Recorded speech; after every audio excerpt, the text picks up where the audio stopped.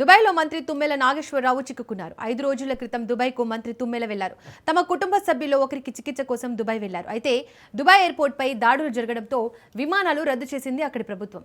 Airport clearance వచ్చే వరకు దుబాయ్లోనే ఉండనున్నారు మంత్రి తుమ్మెల.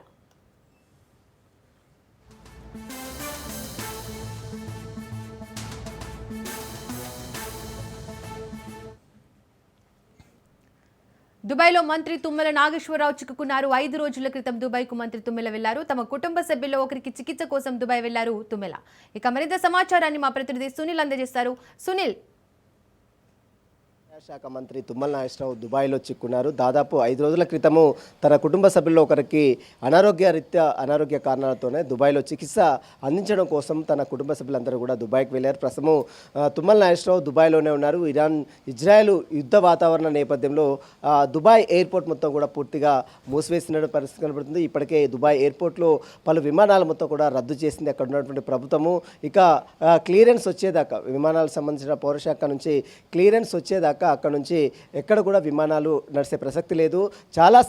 చాలామంది సెలబ్రిటీలు దుబాయ్లో ఉన్నారు. ఇప్పటికే పివి సింధు సైతము దుబాయ్లో చిక్కుంది. ఆమె అఫీషియల్గా తన సోషల్ మీడియా వేదిక ద్వారా ఒక వీడియోను కూడా విడుదల చేసింది. దీంతోపాటు మంచు విష్ణు సంబంధించిన కుటుంబ సభ్యులు కూడా దుబాయ్లో చిక్కున్నారు. చాలామంది సెలబ్రిటీలు దుబాయ్లో ఉన్నారు. మనం చూడొచ్చు, దాదాపు వారం రోజుల నుంచి కూడా ఇరాన్ ఇజ్రాయెల్ మధ్య జరుగుతున్నటువంటి భీకరమైనటువంటి యుద్ధ వాతావరణ నేపథ్యంలో అక్కడ ఉన్నటువంటి ఎయిర్పోర్ట్లు, పశ్చిమాసియా ప్రాంతాలు మొత్తం కూడా పూర్తిగా యుద్ధ ప్రకంపనలు కొనసాగుతున్నాయి.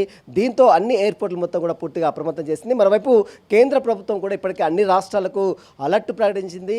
ఖమేనీ, ఇరాన్ చీఫ్ లీడర్గా ఉన్నటువంటి ఖమేనీ మృతి తర్వాత దేశాల మొత్తం కూడా దేశవ్యాప్తంగా ఉన్నటువంటి ఇస్లామిక్ మతస్థులు మొత్తం కూడా పెద్ద ఎత్తున ఆందోళనలు, నిరసనలు వ్యక్తం చేసే అవకాశం ఉంది. కాబట్టి వాటన్నిటి కూడా ఇంటెలిజెన్స్ అధికారులు అన్ని రాష్ట్రాలకు లేఖ రాసింది కేంద్ర ప్రభుత్వము.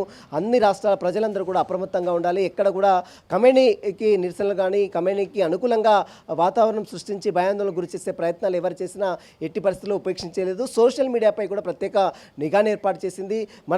మన దేశంలో కూడా ఎలాంటి ఇబ్బందులు తలెత్తకుండా, అంటే ఇరాన్కి సంబంధించినటువంటి కొంతమంది ప్రాంతేతరులు ఇక్కడ ఉన్నటువంటి నేపథ్యంలో వారు ఎలాంటి గొడవలకు కారణాలు, ఎలాంటి హింసకు తావు లేకుండా ఉండేందుకు రాష్ట్ర ప్రభుత్వాలు అందరూ కూడా అలర్ట్గా ఉండాలంటూ కూడా ఇప్పటికే కేంద్ర ప్రభుత్వం కూడా ఇప్పటికే అన్ని రాష్ట్రాలకు అలర్ట్ కూడా ప్రకటిస్తుంది. మొత్తం మీద అటు దుబాయ్లో మాత్రం కొంతమంది తెలుగు రాష్ట్రాలకు చెందినటువంటి కొంతమంది నేతలు, రాజకీయ ప్రముఖులు, సెలబ్రిటీలు, మరోవైపు రాజకీయ నేతలు కూడా ఇంకా దుబాయ్లోనే ఉన్నారు.